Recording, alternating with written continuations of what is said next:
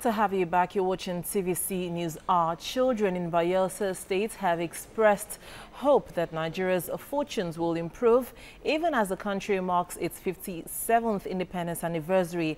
At a program in Government House in Agoa, the children joined the state governor's wife, Rachel Dixon, to cut a cake in celebration of the 21st year anniversary of the creation of Bayelsa State from the old river states. Agriculture was the highest earner of foreign exchange for Nigeria. The country was largely self-sufficient in food production in a mono-commodity economy in the pre- and post-colonial era. On October the 1st, 1960, Nigeria gained independence. But 4 years before that breakaway from colonial rule, there was this bit of cheering news. Shell Darcy, now called Shell Petroleum Development Company, discovered oil in commercial quantity here in Otabage. It is called the Oloibiri Oil Well 1, with about 12,008 feet, and that's roughly 3,639 meters.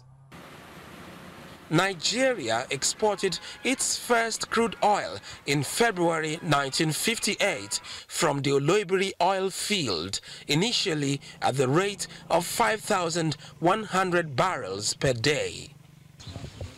The lure of petrodollars relegated agriculture to the background as more discoveries were made in locations of states in the oil-rich Niger Delta region and other parts of Nigeria.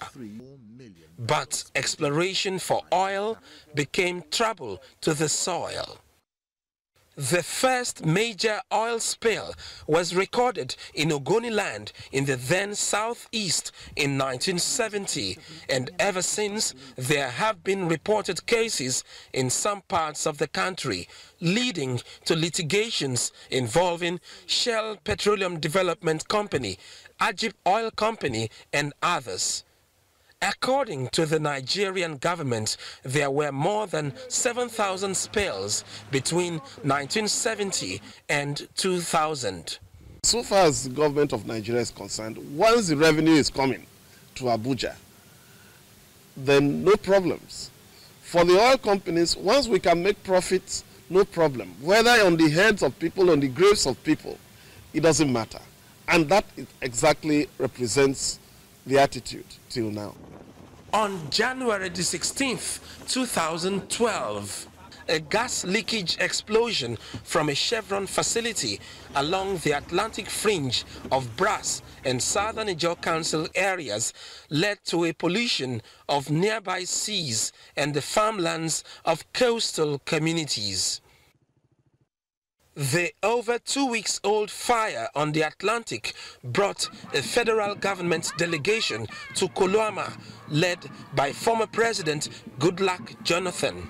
We'll stand against what I call environmental terrorism and disregard of our ecosystem by those who are operating various facilities in our east.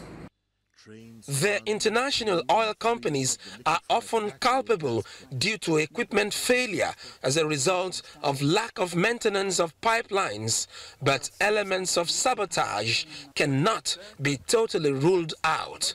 Some of our youth breaking into their oil pipelines, and majority of the oil spillage in the Niger Delta is caused by lack of maintenance and surveillance by the multinational oil company that is affecting the region.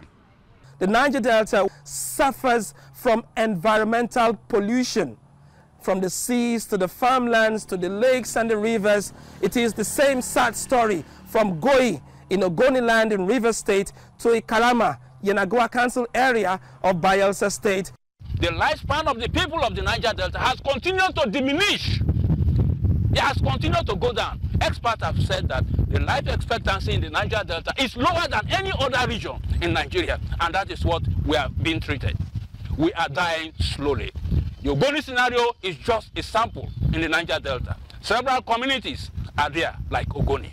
The federal government has a responsibility to go out there and clean up the whole of the Niger Delta. I don't know how long it's going to take. I don't know how many years it's going to take, but it must be done, because without that, the Niger Delta would be losers all the way through. A 2014 United Nations Environment Programme report reveals that it will take about 25 to 30 years to restore the environment in Ogoniland in a cleanup expected to gulp $1 billion. At the heart of any restructuring, or whatever language people are calling it, must address the issues of how do people like us control our own the resources in our own land, so that we have at least some adequate resource from it for our own development, for protection of our environment. That must sit at the front burner of any conversation. Oil pollution, including gas flaring, can constitute health hazards anywhere in the world.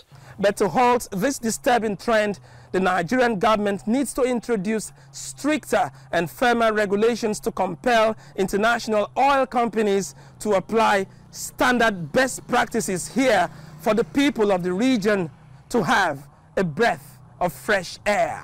Ovieteme George, TVC News, Otwabagi, Bayelsa State.